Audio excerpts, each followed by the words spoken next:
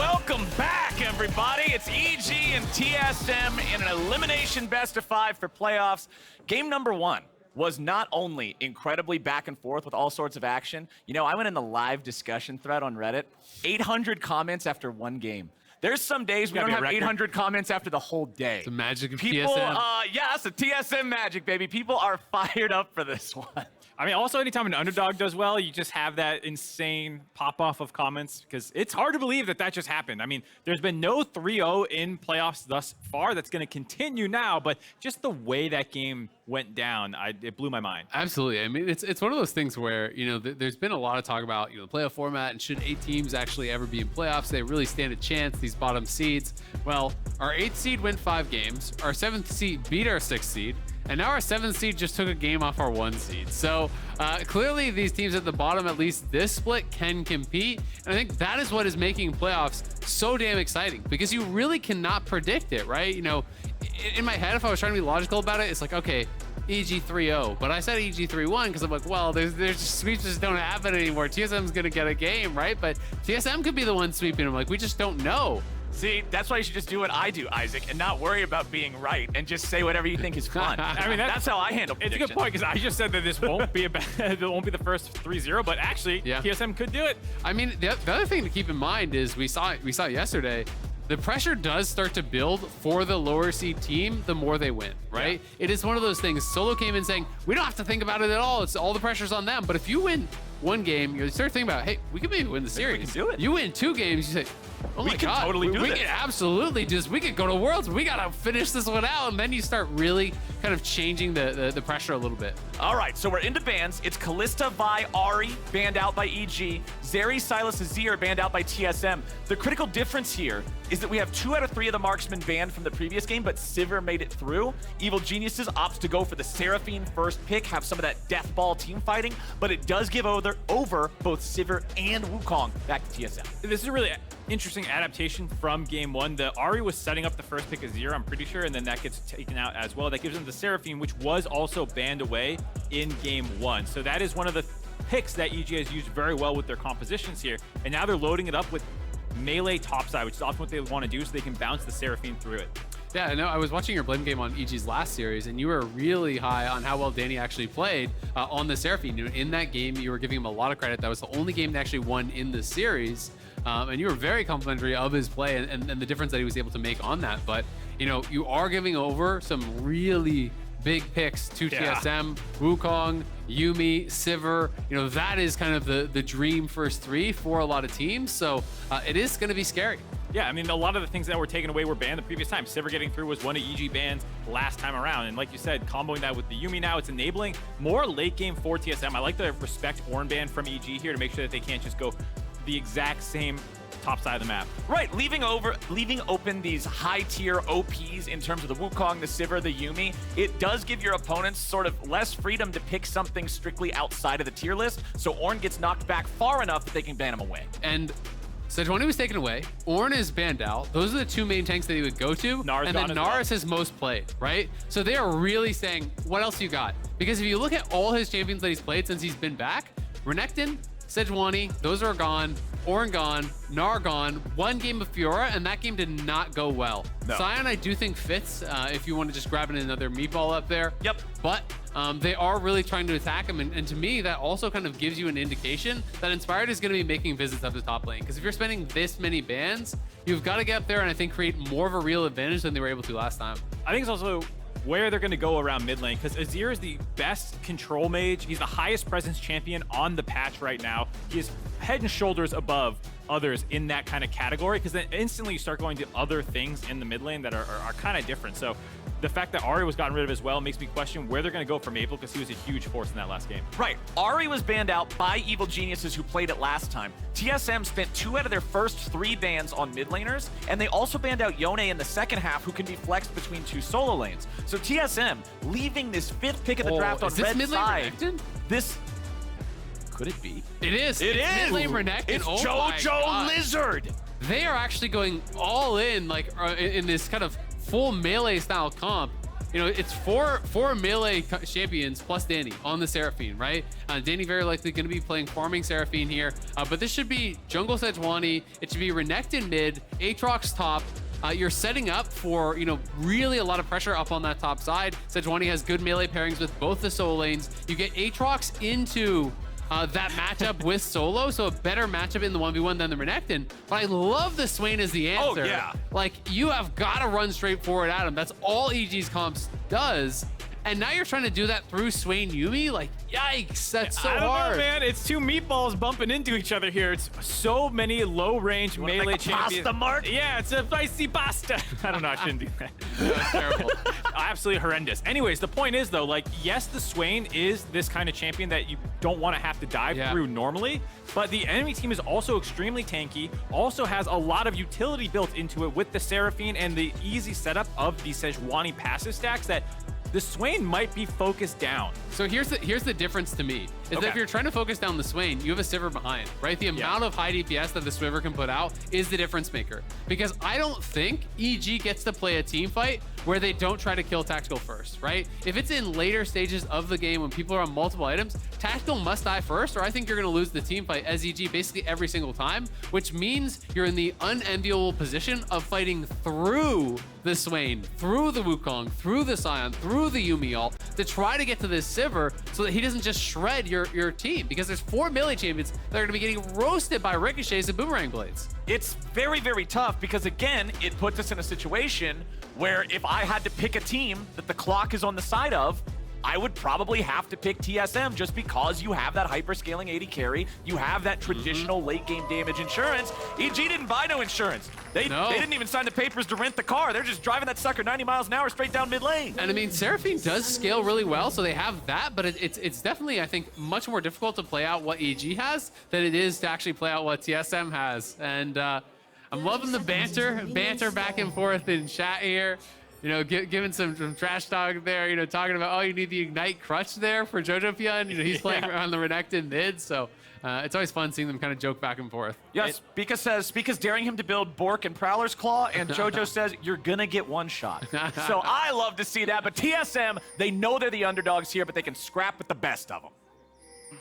I mean, it's really underdog. I mean, obviously, I'm coming in like mid-split, and we made some improvements, but still kind of like outside looking in, so to me, it's just like we're biting at ankles right now. We're just trying to see who we can take down. I think a lot of teams are kind of looking at us as a weaker squad, but I think that, you know, just the longer we play in and the more momentum we get, we can like take down anybody right now. So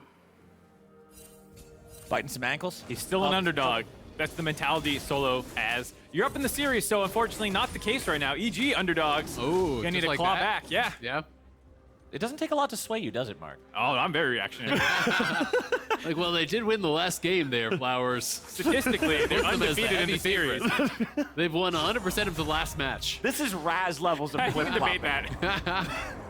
This is Raz levels of flip-flopping. Okay, so we'll see what impact can get done here on the Aatrox up against the Sion. It's another one of those big meatball, just hit the wall over and over again matchups. Fortunately, he won't be able to give items to the rest of his team. Unfortunately, we know that Sion can earn quadruple-digit health values from his W. Yep, absolutely. I mean, that is definitely a difficult part about it. And the other thing that's really difficult with Sion is that his ultimate is like a pseudo TP, right? So with most champions, you have to push them back once, then they TP, you push them back again, and that's where they get punished. With Sion, it's an additional time that you have to do. And that ult can often buy you time to get kind of that cheap base and maybe get to your TP coming back up. The other thing, too, for the side of EG is they're, again, the team with better early game comp, I would argue, both the Aatrox in the side lane being something you can play around a little bit more, as well as Renekton in the mid lane. Obviously, Swain is not a terrible champion pre-6, but there is obviously... Debatable. It's debatable. He doesn't feel great. Yeah, okay, there you go. He's a terrible champion pre-6 per Azael, so the pressure is, once again, kind of on EG, probably to make some of these team fights, or excuse me, ganks come through. Yeah. I mean, you can poke and prod, but if you're in like an all-in scrap at the Dragon or at the Herald and you don't have ultimate, you are barely You press your buttons and you kind of hang around. Yeah, that champion is awful, but with ulti, you're extremely powerful. And the laning power is actually not that bad because you can whittle them down over time. That's more what I mean when I say you're not a terrible champion pre-6, is you do have some laning, but yeah, definitely don't want to be fighting all in very frequently. And he's actually already gotten quite a few of those souls. Every single time you do hit a W or an E, already has 2 in there. So it's 12 flat HP every single time, which is going to be really, really nice. And for context, remember that when you buy a Ruby Crystal, that is 150 HP for the $400 price. So y'all at home can do the math on that. I'm sure Freak has a spreadsheet somewhere. I don't know what it is off the top of my head. This is like Kobe's nightmare, this enemy team, because it's double permanently infinite scaling health stacking champions between the Swain and the Sion solo lanes. So you always hear Kobe raging about when someone gets hit by a Sion, or excuse me, a Swain W. But just think of the LDR value. Exactly. True. They're scaling for you. Yeah. That Seraphine, when she builds LDR, she's going to be pumping through The those Bork, things. the Borka Renekton. He's going to love it. Yeah, Bork Renekton with LDR. That's the build, boys. Well, anyway, Inspired is hanging around this mid lane. We saw it during the 3-lane look. He was seeing if there was an opportunity for anything here. He's hanging around again. If Maple steps up, they're going to try something, but Maple's just not giving him the opening. Vulcan runs in for the headbutt pull. Follow up there from Danny Seraphine, but honestly, Tactical's feeling fine. I mean, so the problem normally when you play Sivir into Alistar is that, you can spell shield that headbutt, you get pulverized after, and then you get slammed by the enemy AD carry, but you can see that Seraphine's damage is just not that significant in the early game and very easy to be sustained through by the side of TSM there. Chime just popping some zoomies, and obviously there's no real all-in threat unless you're able to do that like 4 or 5 times in a row. Yeah, exactly. It's more about taxing the mana, but they're obviously not going to be ignite. They're not expecting to get any sort of kill. It's just about pushing it in, getting the early reset, which they have done. And note that it is Danny playing TP this time. He wasn't playing that on Ezreal, so he's actually TPing back immediately because he wants to try to potentially lock them under the tower. Or if Tactical does go back here, he's hoping to deny a wave because this is not a cannon wave that he just recalled on. So very likely will be a full wave denied here to Tactical. So that is the edge that this TP has bought. The other thing, too, for the side of Danny is that he is the lone magic damage threat on this side. So you're talking about these kind of big team comps with just going to smash into each other. It does have a small itemization advantage for the side of TSM should they get a little bit ahead. Obviously, there's only one real AP threat on the side of TSM as well with Swain, but at least Yuumi can kind of shoot that in there, get a little bit of damage out, so it does feel a little bit easier to itemize for a Sion to just slam a ton of armor down. Right, you're looking at both the tanks, you're looking at Sejuani and looking at Sion, and you're just expecting health and armor, right? Because you should be able to endure a lot of the magic damage just by your natural MR, as well as having a huge health pool, which especially for Sion, who we've already talked about his stacking nature, he shouldn't really be too worried about Seraphine bursting him down or making significant dents in his health. I mean, if I'm Sion this game, you're getting the MR from your Mythic and like maybe MarkZ or something because there's a fair bit of CC. But beyond that, you're probably not going to be building really much of any MR. So I do think it's going to be pretty easy for him to itemize. Zonia is obviously going to be incredibly high value here for Maple as well, both for the armor but also the active. To just really throw yourself in that mix and make sure you're on top of everyone. Got the Lost Chapter already in the inventory, so it should just be that Leandry's build. Doesn't look like we're going to get any sort of Imperial Mandate type of shenanigans.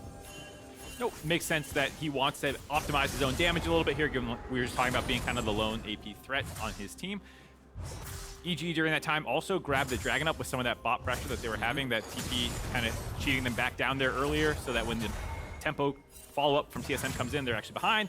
There you go, quick Dragon, and kind of starting the same game plan as game 1 about being up ahead, wanting to start getting neutral objectives and forcing TSM to contest you. Even a little earlier, too. 7 minutes instead of 8 there for that first Drake, as Inspired may look for an angle. Yeah, it looks like he's probably just going to finish the recall, head down to bot. It is Blade of the Ruin King Rush here for JoJo. The kind of flavor of the month build meta, or whatever you want to call it right now, is Bork and his tank mythic, and that seems to be what most of people are going on Renekton these days. Will be interesting to see if he pivots from that at all. But the all chat, Bork Prowler's Claw. Yeah, I mean, you can go for it. It does afford you a lot of damage, but you are also going down in a hurry if you mess up whatsoever. Yeah, you turn into a lizard pinata. Like, he just, as soon as he goes in, he better one-shot the other guy, because he's also getting one-shot. Yeah. Especially into a comp like this, with a Wukong ulti, a Swain ulti, a Sivir firing at you, and exhaust. Yeah, it feels highly unlikely. It feels awesome. You should do it. There is the side lane threat as well. You can talk about probably being in EG's favor again, having 1-3-1 options. If they get ahead, that was kind of the problem the last time around. Is anytime a 1-3-1 comp falls behind, you're just doomed to sit underneath your turrets because you can't actually hold mid lane. You need to collapse and protect that. Aatrox did get a lot of kills, but so many just ambient gold went into Solo's pocket that he was never actually behind. Yeah, I mean, I think they'll have push in side lane. I find it hard to picture a world where they actually have much side lane threat as far as like towers and objectives and stuff, because I just don't really see Solo falling that far behind. And you would have to really stay home advantage. It's largely not one you can create in the 1v1. It's going to be more about can they find the dives. Vulcan going to be forced out. Yeah, Vulcan had to flash away. Jojo puts some damage back into Spica, who now has no mana, no ulti. A little bit more coming out there from the Yuumi, but the whole point of this scrap, the whole point of Vulcan being here was the fact that EG wanted to make sure that Inspired could get that Herald safely. Remember, this was another one of the big errors of EG in the previous game. They got 0 value out of their early Herald, no plates, didn't even get a charge out of it. Because it died, they had to summon it up in their own jungle. So I think that's a pretty easy one for EG to identify as, yeah, we screwed that up. We need to get better use out of that in game 2. Definitely, and they're already off to a better laning start as well. The Ornn not doing quite as well as Sion not doing quite as well as Ornn, excuse me. Again, impact behind the turret, getting a big CS lead, grabbing turret plates as well. Already a 1.5k gold advantage just off of laning. And I actually really love that he's proxying the wave. They saw Spica on mid, and then he went down towards bot side. He's ordering Raptors. There's no chance of getting ganked. And by actually proxying the wave, you either force Sion to walk forward and tank ambient damage from the minions, or, which is what happened here, the wave actually gets to the tower, and then you can start to get chip damage on that tower, work away for plates where you can really create an edge for yourself. So EG definitely doing a really good job here in those early stages. We'll have to continue to really push that pace. And I'm curious to see when TSM will kind of mark that line in the sand and try to start contesting for objectives. Because it was at the 3rd dragon in the last game. And after that, you know, EG really wasn't able to find a way into those dragons anymore. Well, remember, it wasn't even just the 3rd. The 2nd one was the one where they had that, oh, we're going to hang around and make it so you can't back up. And then they got the fight afterwards. Yeah, they lost the objective. They didn't contest the objective, honestly, but they found a really good window to still interfere with what EG was doing and stop that snowballing a little bit. So hopefully we get a little bit of action here, because it's been 10 minutes with no first blood. Where's my Nexus Blitz fire circle? That's what I've always wanted. I just want, if you go 10 minutes without a first blood in a game, the Nexus Blitz fire circle comes in. The ring of fire is closing. What are you centered around? The middle of the map, so solo laners, the side laners just get screwed over? Does every lane get its own little circle? Random where it goes, but it has to be within a certain range of the river. So I love RNG. Great idea, Captain Flowers. Well, hey, guess what? You can avoid it. It's on my enemy red buff. Fantastic. You can avoid it by playing PvP in the first 10 minutes of this PvP game, Mark.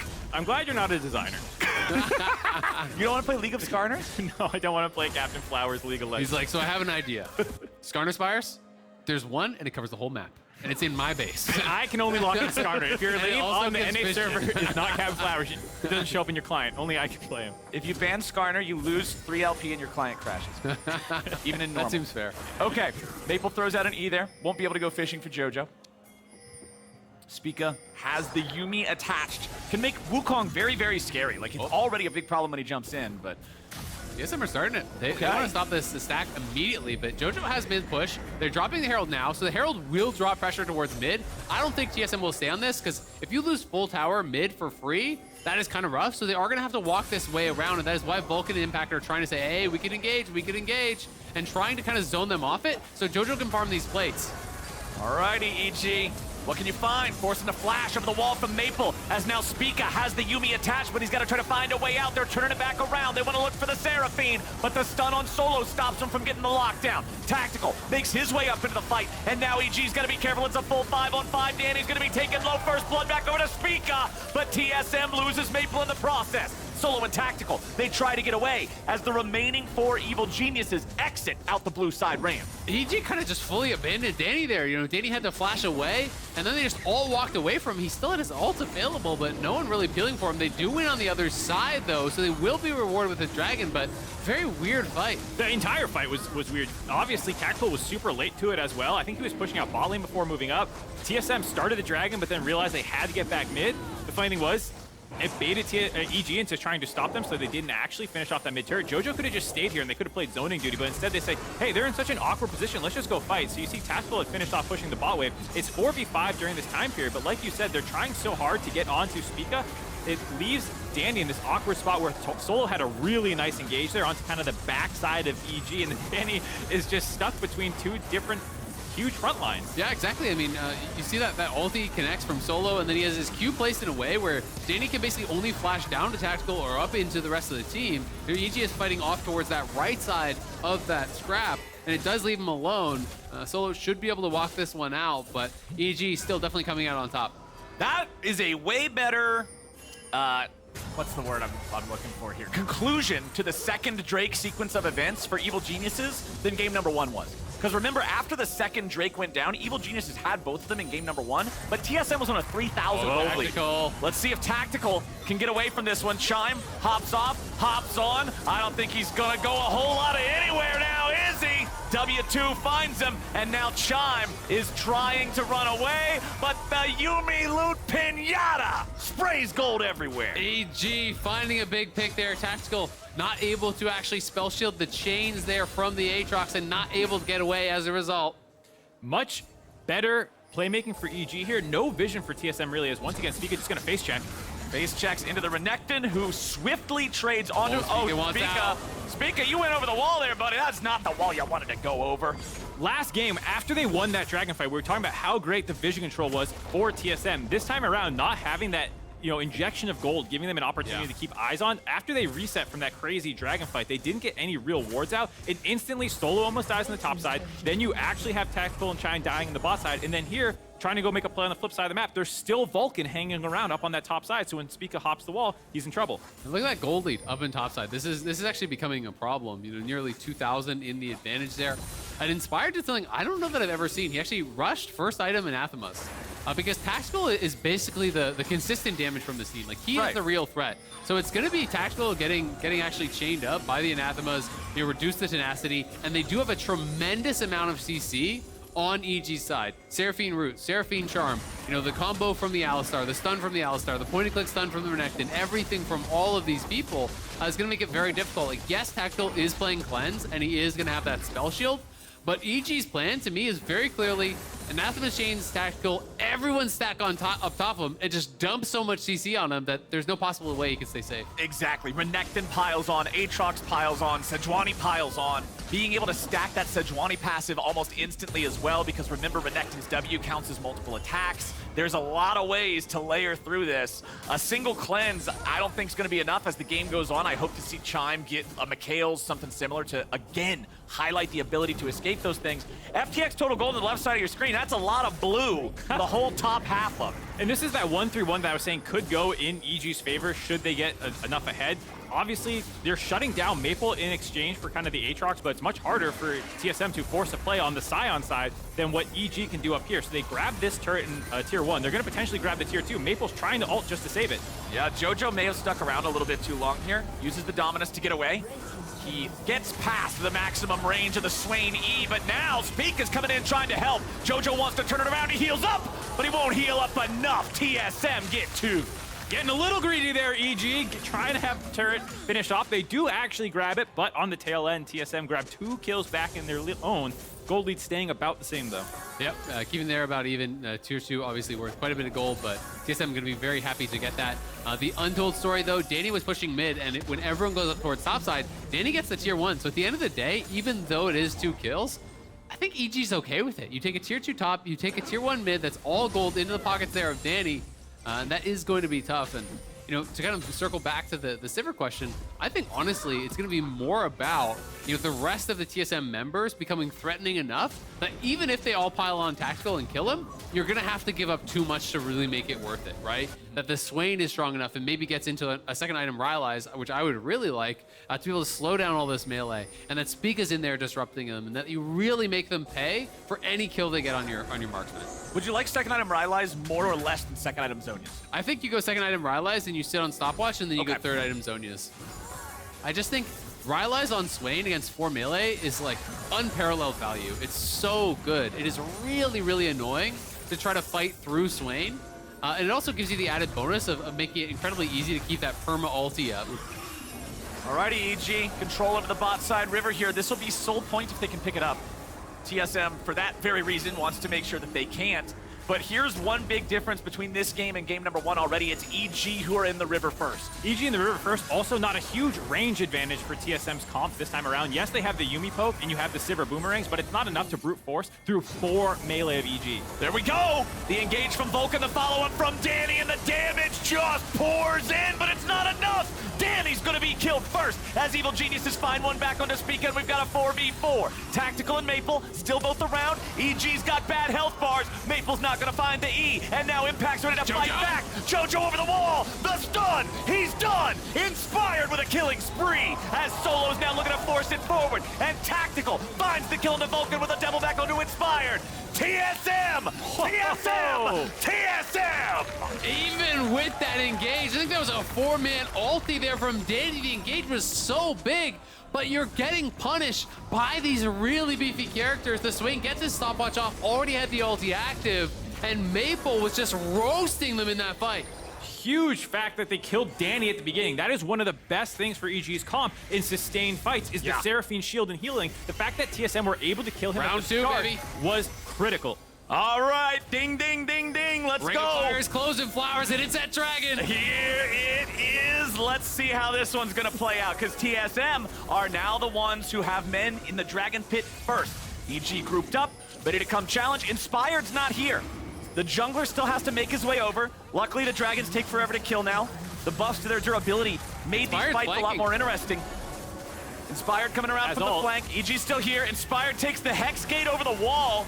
Here comes Now he's ready to make his way in, but Solo, choo-choo, he's ready for an entrance, and EG's ready to try to fight back. Spica there in the front line, he's gonna be stunned up, but it's only a clone. They're still looking to get themselves out, but now the death ball comes through. The shutdown, Impact puts a sword in Tactical's heart, and Maple will die next to him. TSM lose 2, and the Evil Geniuses hatch a plan. And this time, they cannot kill off Danny, and that makes all the difference there. With him still alive, EG, do they go to Baron? They're all rushing straight towards mid. They're at least going to push this out. With Maple and Tactical dead, they're, I think, just going to start it up. They're running straight forward, but no, it's just going to be a fake. They will recall, look to reset here. A lot of gold in pocket, but EG at the end of the day, Soul Point now, 20 minutes in. They are looking really, really good. And Solo not being able to connect on Danny meant so much in this fight. So this is the first engage here. We're going to find Danny, going to get jumped on. I think it's Solo who lands an ultimate through the team here. Everyone else is running forward. He just targets out Danny and says, I'm going to one-shot you. Basically, by himself is going to find that kill. Nice adaptation by Spica to find that angle as well. They kill him, and now with it's Spica dead for the Seraphine, obviously a great trade for them. There's just not enough damage to punch through Maple. Unfortunately, the ultimate does run out, and Jojo has a nice turn to get on top of him with Vulcan and finish him off, but that means Tactical has not been focused down this fight. Yep, and EG did do a really good job of actually kiting out there, making that Swain ult expire. That's what you have to do before the re-engage, but Solo was so big in that fight. You know, the perfectly timed ulti there to immune. This time around, though, Danny able to get the sidestep at the very end there, just barely sneaks around. Otherwise, he would have been in major trouble. The other thing was there was no Yuumi ultimate up yet, so when Tactical drops his spell shield on Seraphine ult, wants to step forward, don't have time for it, another fight? No, we got baited. No, not quite. All right, so the thing was the Yuumi ult was not up. Tactical actually got PD off that fight and came back, and I was like, oh, this looks like great fight for TSM, but the fact that they did not have that last layer of peeling allowed Jojo to get on top and kind of one-shot Tactical, and so these fights come down so much to which between Danny and Tactical are going to die first, most likely. Absolutely, and I mean, they're going to be tracking these cooldowns, right? You know, Spell Shield, 24-second cooldown, rank 1. You're not building any CDR or anything, so it's pretty long. It's not like he shouldn't have used his Spell Shield on the Seraphine ult. You have to. It was a great Spell Shield.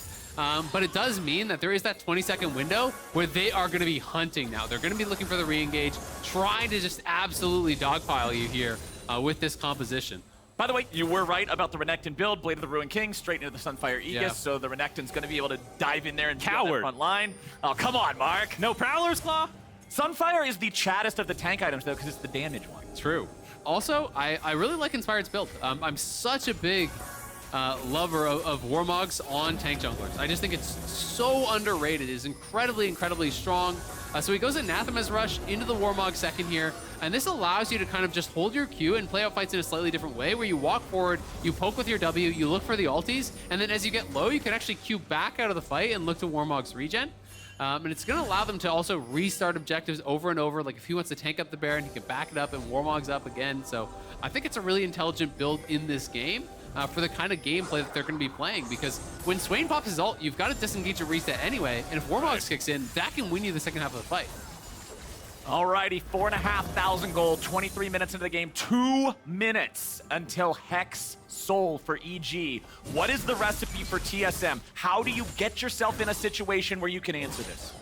I mean, to be honest, the way the last 2 fights went, it was not really like the battle lines broke out in a significant way. They kind of just bumped into each other, and it's about trying to find your way onto Danny. I don't know if that ultimate hit by Solo in the second version, maybe they again win that fight because he has enough damage to drop Danny down to half health. He just needs a little bit of follow-up from Spica or maybe from Maple or something like that. To me, it's actually about what happens before the fight. The biggest difference is that they're not able to actually get priority in this bot side river, right? Every single time, you know, before the dragon fights last game, I would do this, we'd look at the bot side jungles, and it would just be filled with TSM wards. There's not a single one down there in this time. And it's because the mid prio was there, but they find this pick. Solo's coming in for Danny, hits a max range ulti for a max duration stun, but Danny's still able to reposition, and EG rally around their carry as now Solo finds himself too far forward. He's got to flash away. TSM, no angle. Really well played by Vulcan. They're getting 2 interrupts on Sion Qs to make sure he could not actually charge those and get the follow-up CC. You saw how long Danny was stunned when you actually take that Sion ult to the head. Yep. And then normally the follow-up is the Sion Q, but Vulcan interrupted that, then got the second one with a pulverize, so made sure there was no way to lock Danny down. A couple big things, though, come out from that. Impact actually TP responded, and he was threatening the flank by himself, so that's kind of what pushed TSM back. But this means now there's no TPs available because Jojo isn't playing it. Danny's impacts are down. So TSM does have TP advantage if they want to try to play through a side. Yep. But also Solo is missing his flash, and now Spica could be in some trouble. Spica loses a little bit of HP. Vulcan coming in looking to make him lose even more. Spica re-engaging. He has the Yuumi looking to help him. Maple with the zone of control here with the ult. Standing next to Tactical, wanting to keep EG away. Danny's gonna be killed. Maple takes the credit. Jojo finally made his way into the fight, but is it too late? He flash stuns a clone, and EG continues running away. Solo and Maple continue pushing forward. Impact is separated. Jojo goes back in. He wants Tactical, but he won't get him. Not able to take him down, huge for TSM. And it was really Maple there catching Danny with the never move. Grabs him with the claw, pulls him back in, inspired the Warmogging back up to full here. Will potentially try to look for a steal, but Solo's gonna come on the zone. This play very unlikely to work now. Would be a one-way trip. Might be worth it.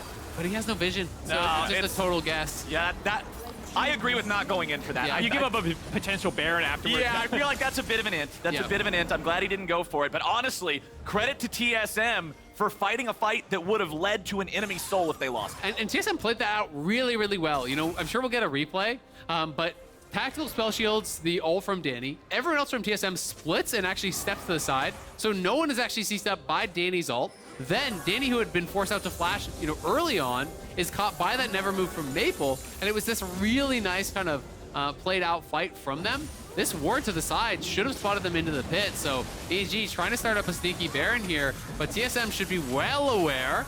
Yeah, but they don't have any wards for the actual approach. So you see Maple dropping his W there, trying to EG knows check. now. The ward died. Yeah, so they saw the ward die. They know that they're on the Baron, but TSM are slowly contesting. It's not a very fast Baron on the side of EG. No, but they do get the teleport out of Solo, who's coming in to join up. Sion ulti makes its way forward, but Vulcan's the only one tanking it up. Sejuani ulti goes wide. There will be no connect from that. Jojo's here on the front. He's getting taken down a little bit, but they got to be careful because Spica's already gone. Now Solo could be next. A shield recharges, Vulcan's but flanking. TSM's falling back. Vulcan's coming around from the side. He wants the angle. He wants to stop the TSM retreat. Maple has no ulti. He's just an old man who likes birds, and he's gone. Danny picks it up. Oh, we're into the pause, but what a huge fight there for EG. They force it again here before all the cooldowns are ready, before TSM really can establish themselves here on the map. They get the TP out there from Solo. And it was Vulcan who went into the pause, as Mark is pointing out here. So we'll have to find out exactly what did happen. Yeah, the fact that it was an EG pause at the tail end of an EG1 fight means most likely not a pause that would have changed the fight itself, because otherwise, you know, they still won, even if they were the ones who felt the bug. So we'll have to see exactly what the could be is. lag, could be, you know, audio issue, could be anything, right? So we'll definitely update you guys as soon as we do find out.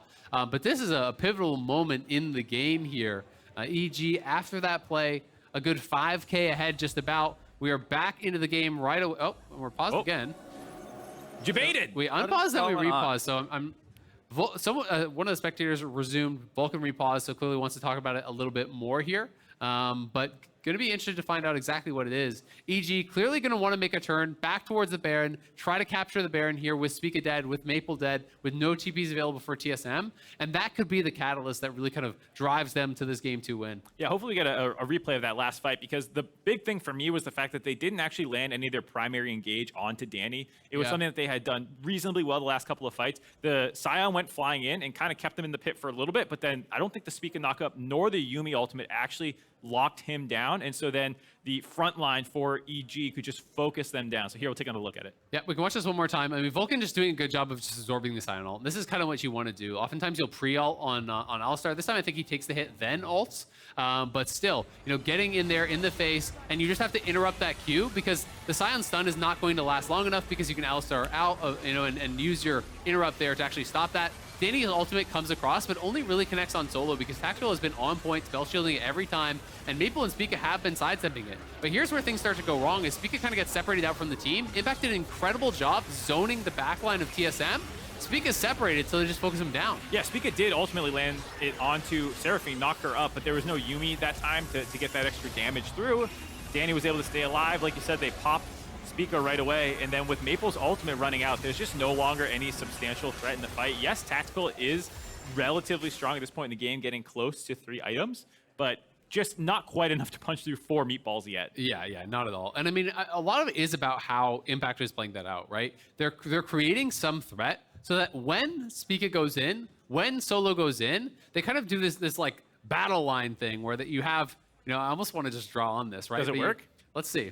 So you kind of have this line of hey! battle, right? Okay. So you have your Solo, you have your Wukong over here, and then you're sending in, like, you have your battle lines here, right? This is all TSM. Tactical and whatnot is back here. And what EG is doing is they're sending Aatrox in between the front line and the back line to kind of create this zone of threat right there and not allow the Sivir and everyone else to really follow up on that engage. And I think like that is kind of team fighting 101 in these ways. And I think EG is so clever at how they actually play out these fights by creating these zones of threat so that the Sivir can't just be pumping out damage, even though Wukong gets into the squishy targets and you want to be able to get those kills. I didn't hear anything you said, man. I was just watching you John Madden all over the screen of like players' faces. I was gonna like try and hit the talk back to our producers, be like, "Do we have a chalkboard graphic we can go to?" Like, come on, everyone got it. No, it was a great point, I'm sure.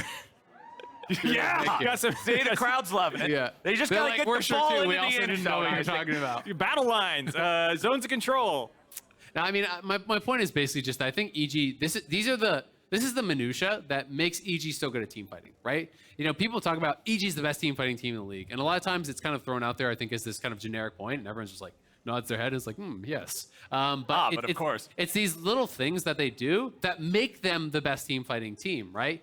Even when they're playing on picks that maybe have been outscaled or whatever, they find different angles, and they have this kind of back and forth in the fights where they're frontliners, especially I think Impact and Inspired deserve so much credit for a lot of these big moments with Danny has playing a traditional marksman where they're creating the space by zoning out the enemy carries so that Danny can run over the enemy front line and then take over a fight. And I think that's one of the issues that C9 were having in the previous, or EG was having the previous series against C9, where the front line, the solo lanes were struggling a little bit more.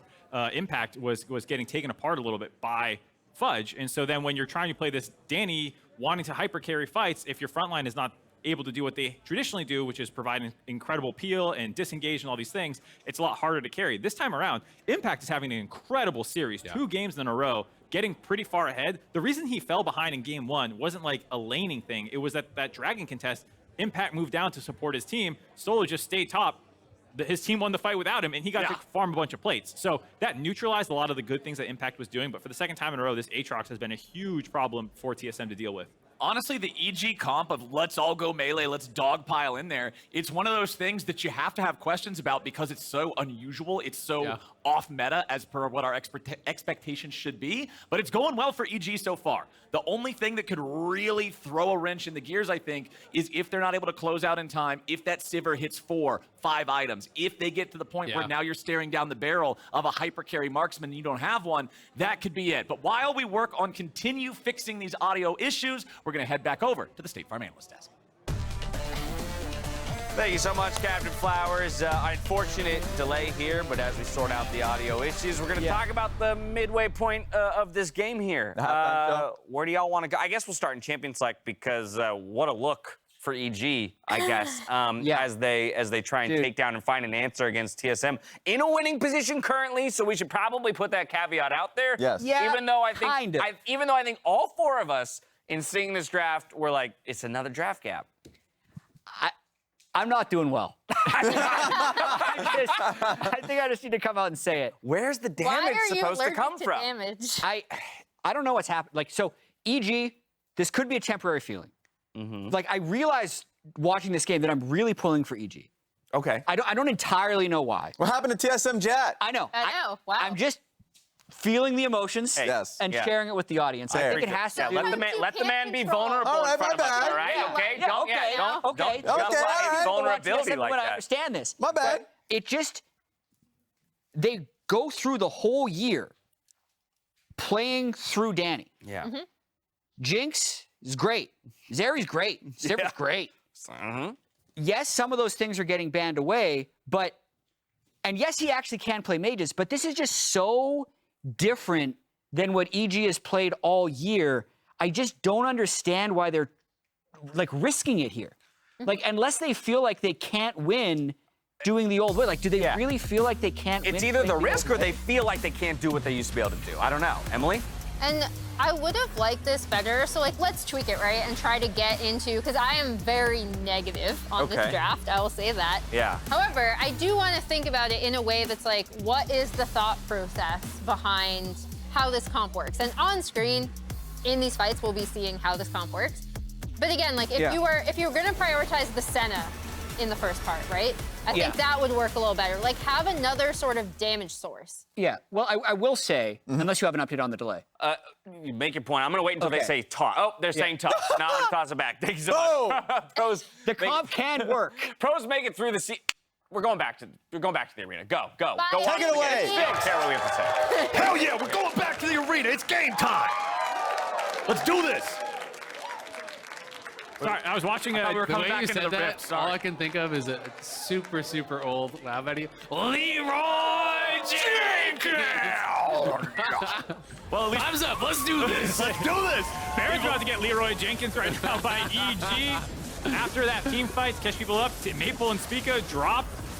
Easy Baron now, 4K up, feeling pretty good for EG. Yeah. Pretty good. This is feeling fantastic. This is going to be the best they've felt all day with this current state of the game. You're on that soul point now. In 3 minutes, you'll be able to pick that one up, and now you've got the Baron up until that point. And I think it's actually really good for EG to be able to win with multiple styles of comps, right? You know, we heard the folks on the desk talking about, you know, are they kind of maybe losing faith in playing the marksman style? You know, are they not as confident? Do they just want to do something different? You know, I think it's really cool to be able to bring out this Seraphine because we know that Danny can play that style. We know that they can put, you know, all eggs in the Danny basket. This does increase your flexibility and reduce how predictable you are in draft. And they're just showing this is a really strong comp. Yeah, I think the fact that you don't need to do that means that if you throw a lot of Sivir, Zeri, Jinx, bans, Seraphine's in your back pocket, whatnot. I understand the idea as well that EG are obviously struggling a little bit more in this series than people anticipated, but I think that just more speaks to TSM, for me at least, being this team that has been hard to quantify how good they would be because they've changed players even in playoffs. And so now you're seeing, like we talked about, this team with actually a lot of experience, a lot of players who have made the world stage before, probably being much better than their 7th seed look. Well, Solo's going in, drops the Sion ulti. Jojo has activated Dominus, but he hasn't found an angle into the fight just yet. Finds the stun of the Spica. Impact coming around from behind. Huge Big Seraphine ulti hits 3, and that's the kill onto Solo. But there's one back onto Jojo. It'll be 1-for-1 here at the start. Solo still causing havoc with that passive as the GA is lost on Impact, and Evil Geniuses are still trying to fight back. But Maple's ulti has not run out this time. They'll pull Danny back in, and Tactical will take Danny back out. TSM say Baron be damned. We're going to win this fight. They go in initially. Solo pops, but he gets up and makes it so hard for the rest of EG to run forward. They kill Jojo right away, and then Impact is stranded on the back end of that fight. And if you can't actually kite out the Swain ult, it is so difficult to actually deal with this composition. He does have the Rylai's completed. It's very easy for him to stay on top of someone to keep that perma ulti up here. And as soon as you lose one of your core DPS members, as soon as you lose Jojo or Impact, you really just don't have enough damage to actually punch through that Swain any longer. So the initial part of the fight does go very well here. You know, Inspired, chain interrupting these Qs, kind of locking down the Sion. They are able to burst him out. Jojo again playing bodyguard. Then from the top of your screen, you will see impact coming in as the charm does connect on everybody. And you're starting to think, hey, they could turn this around. But Maple had not even popped his ulti, so as Jojo tries to get chased in there, Maple's just staying right in on top of you. The fact that also Tactical still had cleanse at the back end of the previous fight, it's actually pretty recently in terms of game time. I think they might have lost track of the fact that that summoner was up. It meant that they couldn't actually just run into this Sivir, who has actually picked up IE now. Live again, though. Yeah. Oh boy, it just never ends now, and I'm loving it. TSM going after another fight. Maple's here on the front line. He's going to be taking a lot of damage, but the man ain't dead yet. Tactical could be in a bad spot here, using the stopwatch, but it's not enough. Jojo gets the kill. Maple's trying to get away. EG piles on. It's disaster for TSM. Solo's going to get chased down as Jojo keeps going after the enemy jungler. Spica should be able to get himself and Chime out, but Solo is going to take a little while longer before he dies. He's going to go down, though, and that is Soul available here for EG.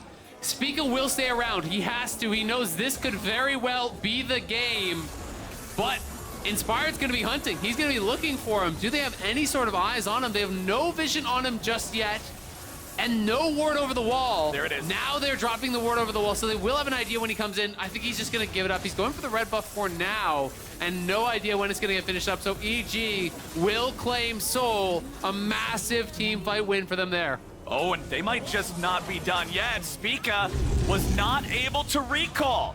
Inspired is the one waiting there. Lands a stun with the E. Jojo's ready to follow up. Spica, that ends up being a very poor death, as now it's desynced from everybody else. So that's going to be another 40 seconds where TSM doesn't have all 5 men on the map. Greed by Spica to pick up that red buff, just wanting to get some sort of consolation prize. And that team fight went wrong because Tactical did not have a clean entry point into the fight. He was kind of in the flank, and it was no way to start hitting anyone. So he just decided to commit onto Danny and try and kill him.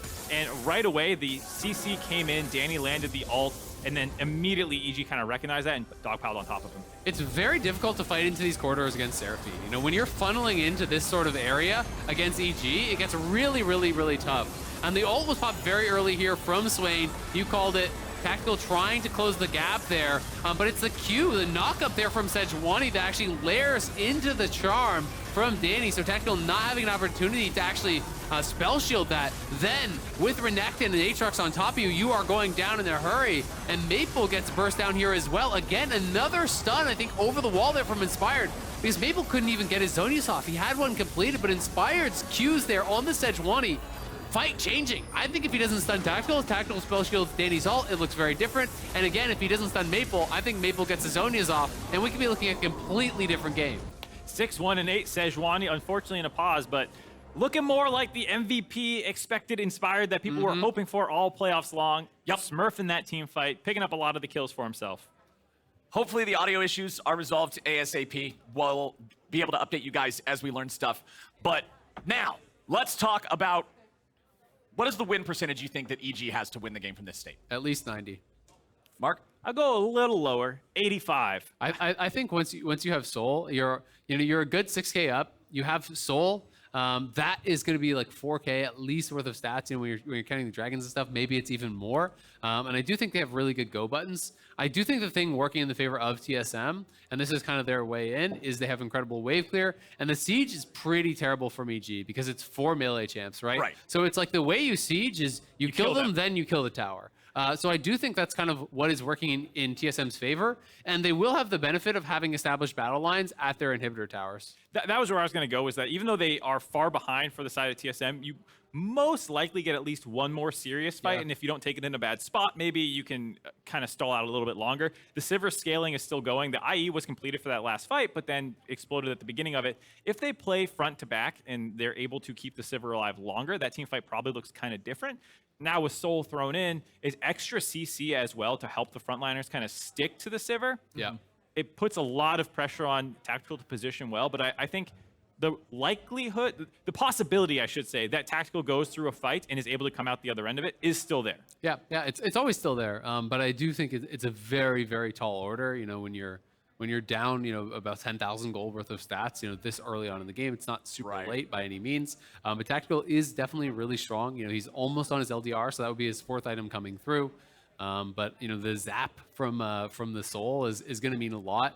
And is going to really ramp up Danny's poke as well, because the empowered Qs are going to start doing a lot of damage there from Seraphine.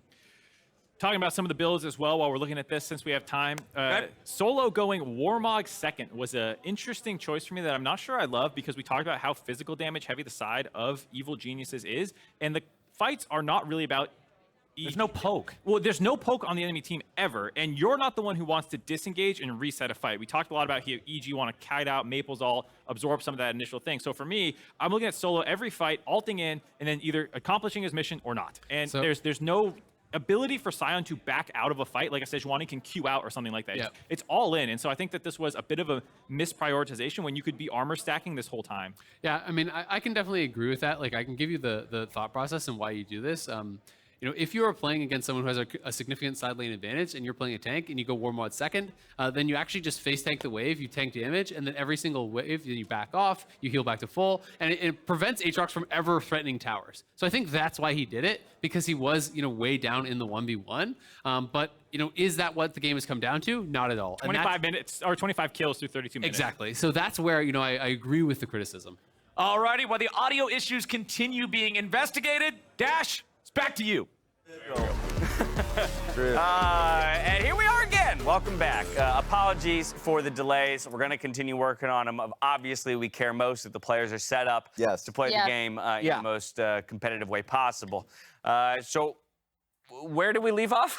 So, you were going to say something. Yeah. But Raz really wants to talk. I know Raz wants. So that's kind of where we're at. It's the battle between me Who gets to hogging all talk? the stage time. All right. Look, I understand you wanted to be, you're vulnerable here. Yeah. And talking about Evil Genius's You want success. chaos. And I want, chaos. And I am supporting North American talent here, all right? We got Spica, Spica, Chime, Solo, Talon, Solo. Look, we send these guys to Worlds. Success. It is 4NA. I was going to say, for all the talk about EG, NA talent, actually TSM would be 3 the versus biggest host 4. representation. So I'll bite Rest. Bait success. Since I feel like I've been the NA talent enjoyer, I guess, on the desk. Yeah. I'll say this. I don't disagree with your math. I can count.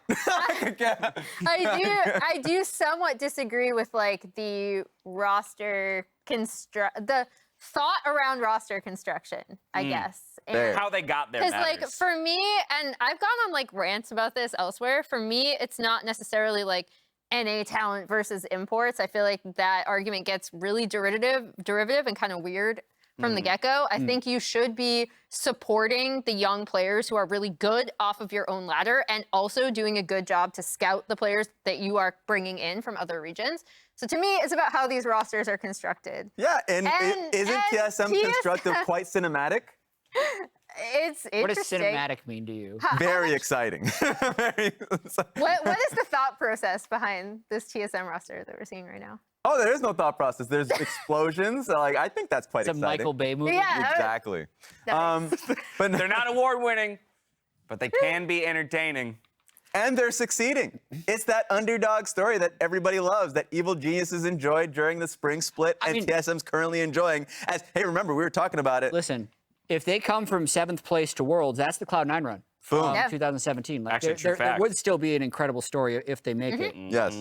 I'm going to pivot to the draft was conversation. gonna Let's do it. I want Let's go Emily to straight finish. to it. Totally. Yeah. Yeah. Okay. Did you have something you wanted to close out with on that Oh, topic? no, Okay. I'm done. Case I could closed. talk about this for a really long time. I will say, though, it would be very exciting. You're not wrong. I to love- see the TSM miracle run. I love the dynamic of trolling and biting on the troll. I was just like, you know what? I'll take your bait, Raz. All right, fair. I'll take it. Fair. Let's go back to the I draft. am the Let's do it. goldfish. Okay. The What was drop. the point you wanted to make? Yeah, so it is weird to me that EG is playing this way. Okay. Right. Yeah. But by the time we get back to the game, they could literally win the game in the next 45 seconds. Like, True. that's the state that this game is in. It's completely at its breaking point of either Sivir Swain taking over or this, like, meatball with Seraphine winning. Yeah.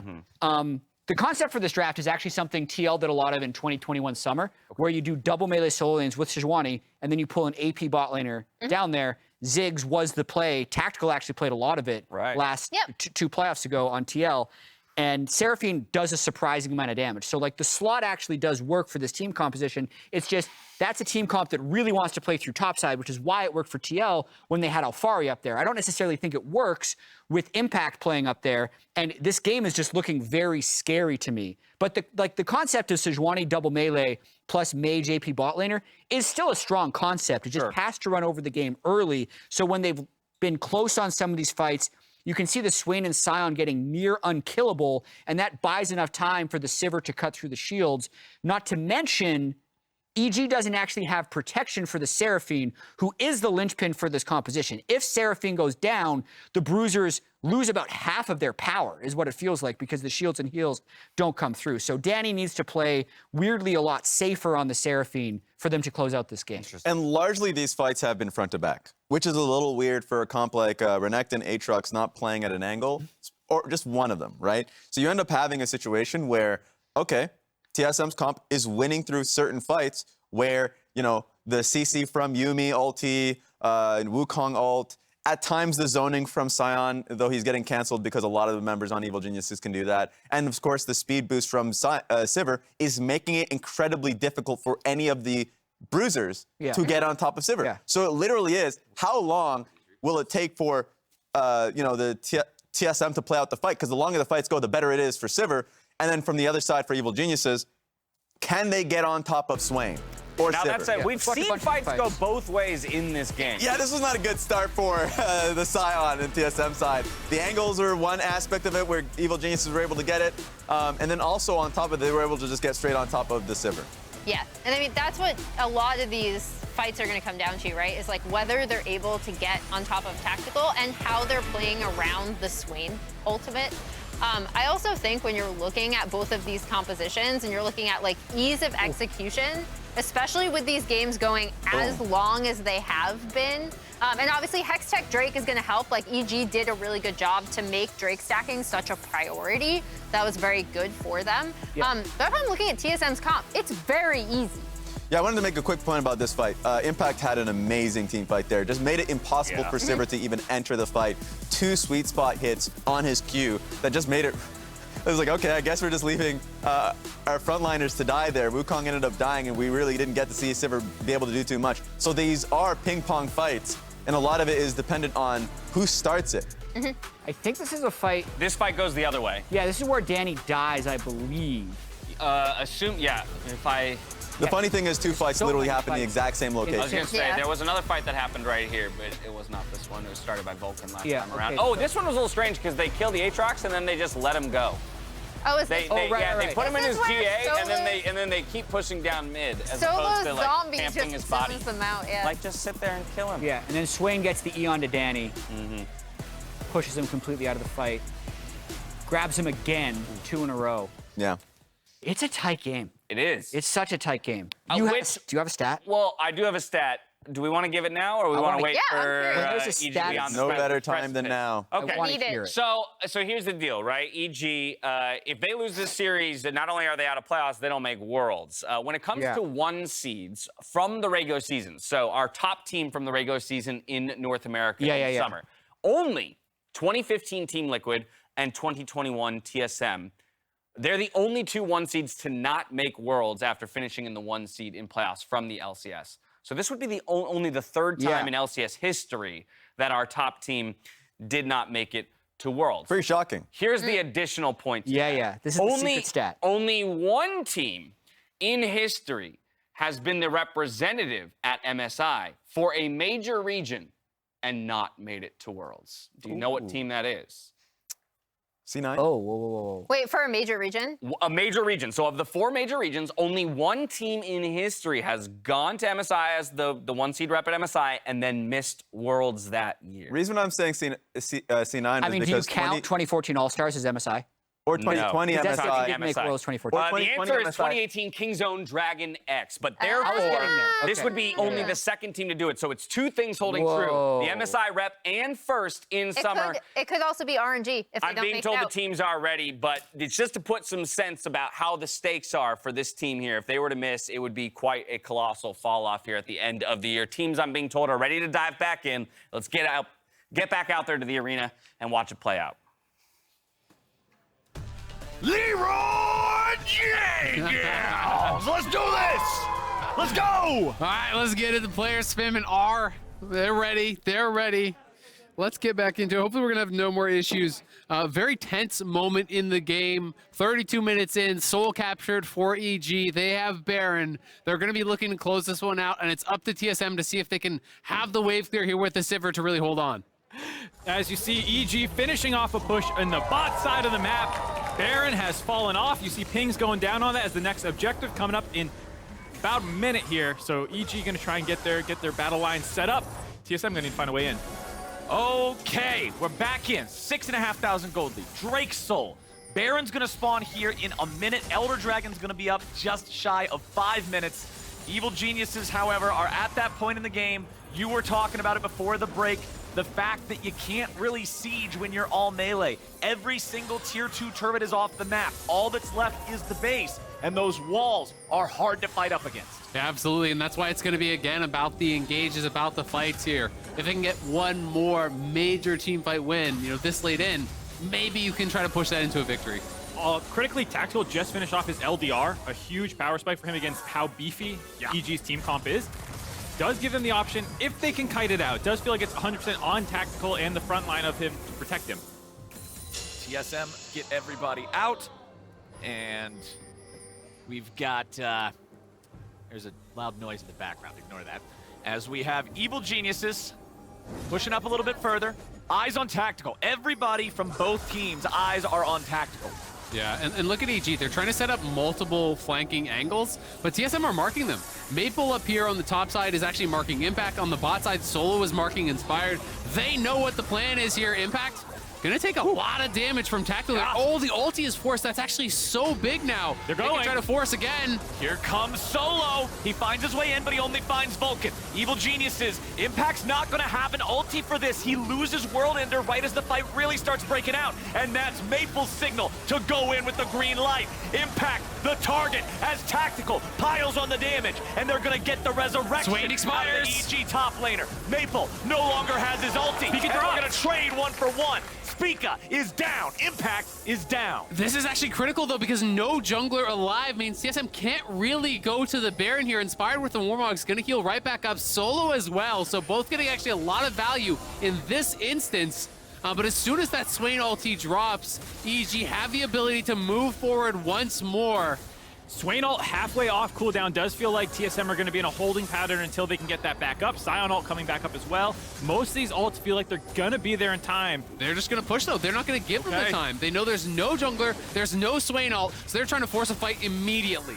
Evil Geniuses forcing TSM to come and answer. Inspired with a smite. Spica's not back on the map for another 5 seconds, and he still has to make his way down here even after he respawns. Solo frontlining. TSM will force him back.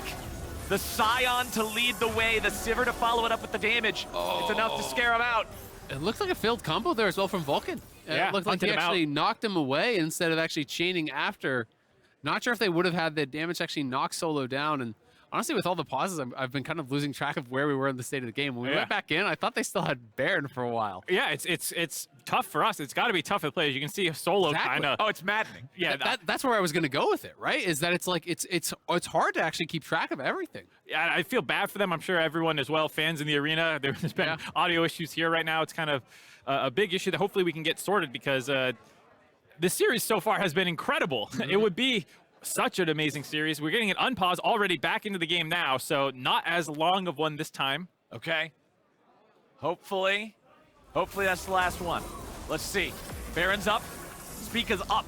Everybody back out alive on the map. We've got under 2 minutes until the Elder Drake spawns. Oh, if nobody TSM are gets gonna Baron start this. before that, They're TPing for it. They're going to go for the Baron. there it is. Okay. Oh. All right, well, We know TSM is onto the Baron. That was a TP from Maple. So it was EG who were trying to go for that kind of pressure play there. But EG never got a chance to base. So this is actually such a smart move here from TSM. If we can actually show the in-game and show the gold in pockets right now for the players, that would be awesome, because Danny, nearly 2,400 gold unspent.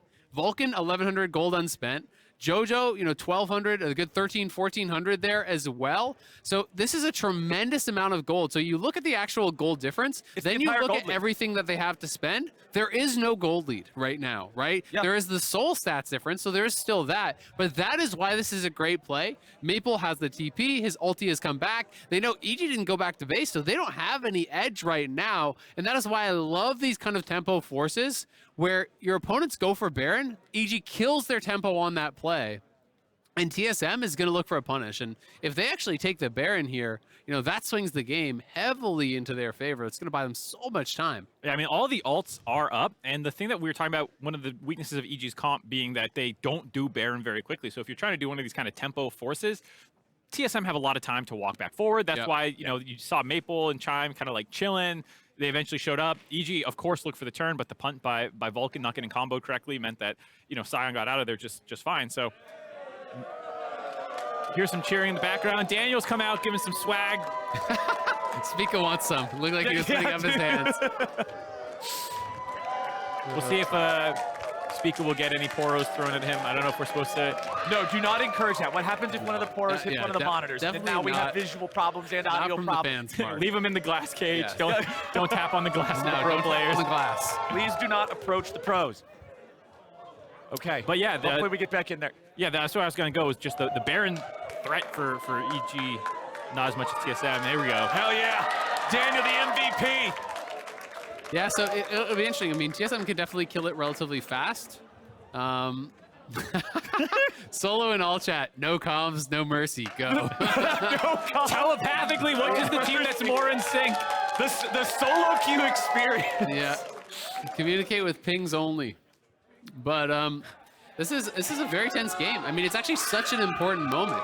EG's entire year, TSM's as well, but like it's TSM that is up a game. Right? It's EG, our defending champions, our #1 seed, 15-3 in the summer split.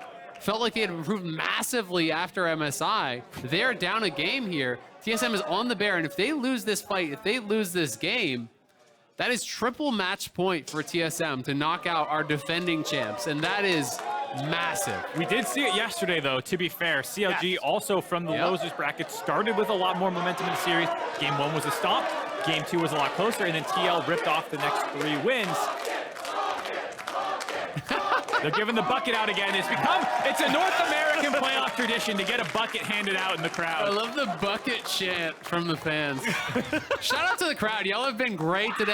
I know there's been a bunch of pauses. There have been the issues.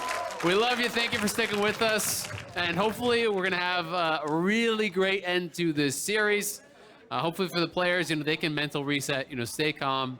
Stay kind of cool and collected. I know we were joking about the client, but I do feel somewhat responsible for the sound issues. I told you, Mark. You did tell me. You are a harbinger of evil. It definitely wasn't me that said this. What have you done? What have you done? I leaned into it too, but all of NA going down. What are you thinking? I shouldn't have done it. You shouldn't have done it. We're on bouncing. Let's go! Here we go. We're on Baron. Okay. All right. Let's rock and roll. Let's do it again. Back into the game. Back into the rift. Back into the Baron. Evil geniuses. They're moving up. They got to stop TSM. Inspire to lead the way.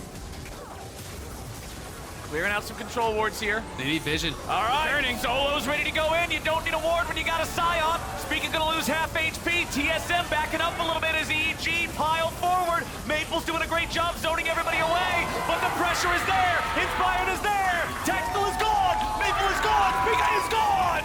TSM is gone. Inspired takes over the fight. He kills the backline off by himself, and EG are gonna TP in for the win.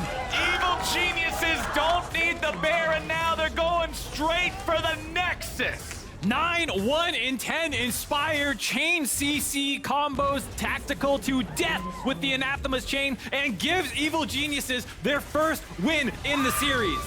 That is huge for EG. We were talking about where the game might go. It was a good call from TSM, but the team fighting team fights right.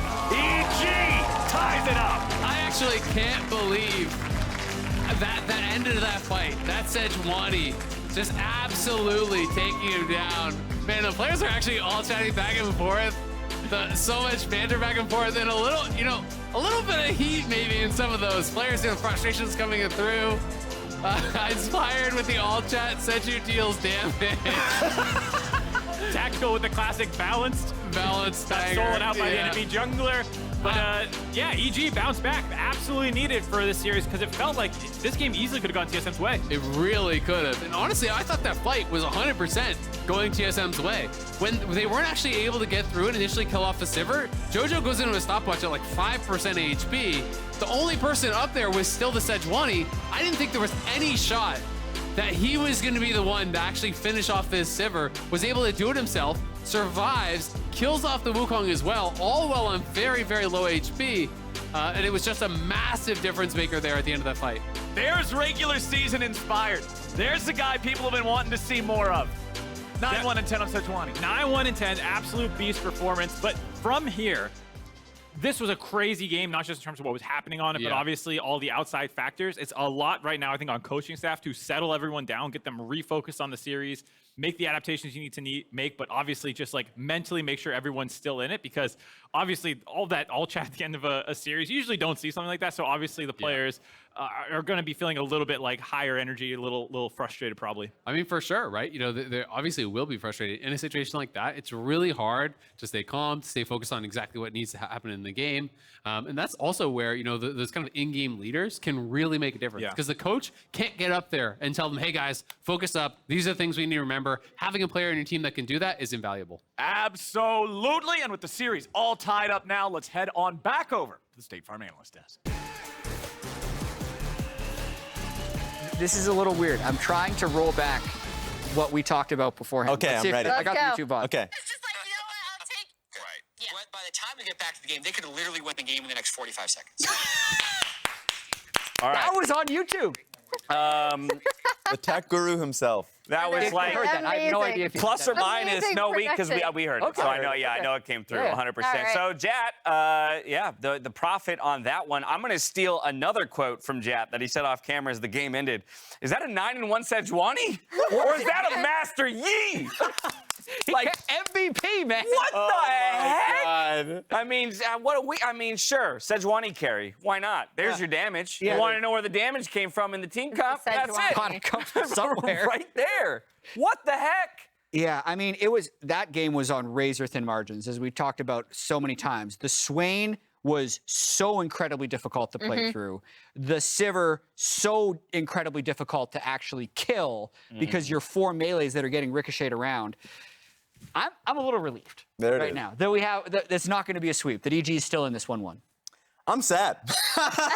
Just because I felt like TSM has been drafting properly in both of these series. The play has been haphazard, but they have moments of brilliance within these games. They would have a fight. There's many fights, but there are a few fights that they're probably watching right now, as you can tell, where they're just positioning errors that's making it so either tactical gets blown up instantly, or they're doing well in the first half of the fight, and then they probably push too hard, and then they end up losing. It is one of those drafts where it's like, okay, perfectly. If we just have all of our resources at the start of this fight, which by the way, there's one dragon fight where Wukong ulti was used and Yuumi ulti was used prior to it. And it was like, damn, if we just had those ready for it, we would have won this fight. So resource management matters a lot, and positioning has something that they've kind of been faltering on.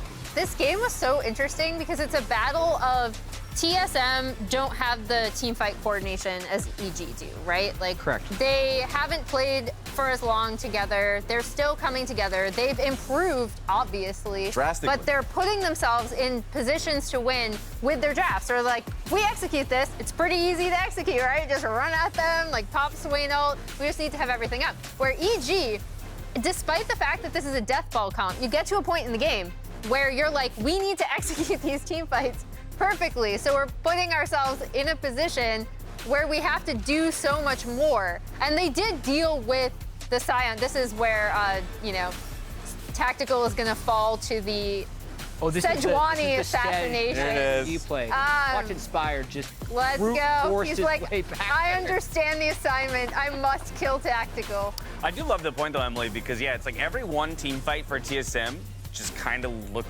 easy in the game, and every one team fight for EG felt like they were clawing tooth and nail to get it. And it's so weird to say that about a death ball comp, right? Right. Because like the idea is like, you know, Seraphine is buffing us and she's doing Yeah. the AP damage, and then we have 41K. Aatrox and Renekton getting on top of you along with the Sejuani. Jat talked about how this comp works like in theory with Yeah. different options like the Ziggs. But yeah, that's what struck me about this game the most. And Raz, the other thing about all this, right, is looking at that gold graph, because I know we had a number of disruptions, so it Yep. can kind of be hard to have understood that there really was this kind of gold control by EG the whole time.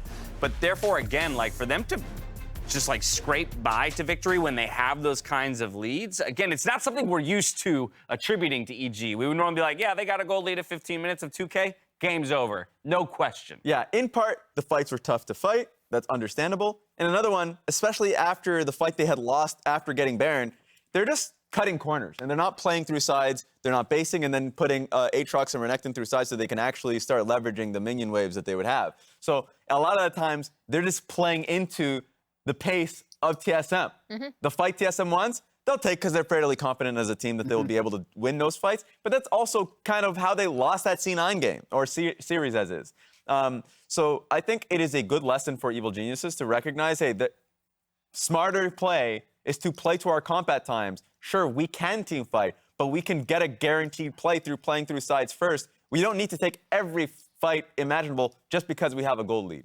The big thing I do want to give EG credit for in this game is the fact that they focused on Drake stacking, because I feel like that was really important, right? Like I think TSM, if they had been able to, if they had started early Drake stacking, if they had kept them from getting that Hex Soul, I think the game, it just swings so much easier. Yeah. So it was good on EG to make that a priority. Like they knew that they would have to do well early with this composition, and then additionally make sure that they had some form of backup in Drake stacking. They also picked up both Rift Heralds. They were up 4 turrets to 0 at one point. There were bounties on this map that TSM was picking up mid-game. Yeah, I think it was smart for TSM to give up the first 2 dragons because, especially with that composition, not worth fighting. The 3rd dragon was when I was talking about resource management. They did when they were actually trying to set up for the objective. Is like, wait, we actually just have to give it because we didn't play this one out properly. So that's something for sure they'll look back on and be like, damn, if we want to have a scaling composition like this again, and we want to be able to play this type of style versus Evil Geniuses, let's do it better. And I think that is the right way to approach it. I don't actually expect them to approach draft differently. I think the draft should be some same mindset. They may not get the same idea, but that's going to be on EG. EG will probably change a few things. Yeah. But TSM has the right mindset about drafting and what their win con is. It's just how they execute it. Now, we're kind of in an interesting position now because during one of those pauses we were talking about, in a world where EG goes down 0-2, they're on the precipice of missing worlds and kind of the stakes that surround that, citing the fact that only twice in LCS's history has the first seed from Summer missed worlds. That's 2015 TL and 2021 TSM. Definitely a group that you don't want to join. You have high expectations for yourself. But with this game, we're right back to a 1-1 scoreline, Jad, and all of a sudden it feels like some of that pressure may have been relieved, and the onus is now on TSM for side select and to make the changes, it feels like. Yeah, I'm actually really expecting EG to play a lot better in Game 3, just looking at their body language from these shots we're just seeing, compared to the body language after Game 1 and even during the pause. Like, that had the potential to be the most tilting pause. We saw Solo laughing. He lives in the chaos right now because he knows that they're playing with house money and are the team that are trying to make the upset. Having gone down, you can see they're like, ah, crap, like, what did we do wrong? Yeah. Whereas EG is very much like, huge exhale, huge relief. Now they just have to win 2 of the next 3 rather than 3 in a row. I think it completely changes their mental to make it through all of, like, that was what, like 20 minutes of sitting on stage with audio issues? A lot. On the precipice of going down 0-2 to TSM. Yeah. Making it through that, I think, is a big mental hurdle they just cleared. And I actually think they'll play a lot better. So, Emily, we see it there, TSM choosing blue side. It's important to note that this is the first opportunity they have in this series to choose the side that they start on. EG wanted to kick off the series on blue side, stuck with it in game number 2 after taking a loss. TSM wants that option for Great themselves. to see Xmithy in the room. Go for it. I love seeing Xmithy, but he's just like. I don't know what he's hearing, but he may not be liking it. So listen, Who's Sejuani is better, Inspired's or Xmithy's? dude, he's legendaries. That's what I'm saying. Real quick, Xmithy is here to like kind of shadow the LCS team because he's the academy head coach there years over. He's just kind of here to hang out. He doesn't need to contribute. That's not what they're expecting from him. So don't think he's just get off of him. All right, what do we want to see out of TSM from the blue side here? I mean, I don't think TSM they're putting. I like TSM's drafting. Like I think they've been. I think they've been putting themselves in like a good position to succeed. I think they'll continue to put tactical on something that carries late. I think they'll continue to put, even though obviously the Sion, opting for the Sion into the Aatrox is a tough matchup. Like I think they'll continue to still, if EG target solos kind of like tankier frontlining champs, I think he'll still have one to pick. So I mean, I don't have any massive issues with. You want them to first pick Sivir? You want Sivir and now priority? they're on blue side, so they can get what they want. An addendum, I would say, to the point that I'd say that we are kind of making about TSM staying the course. For specifically tactical, he might go for something that has more agency in protecting himself. If TSM's not playing the fights optimally 100% of the time, so he's on an immobile AD carry, which he's either at half the time, dying because of the fight setup not being good. This is going to be perfect math. Half the time, killing himself by diving too forward, or just half the time.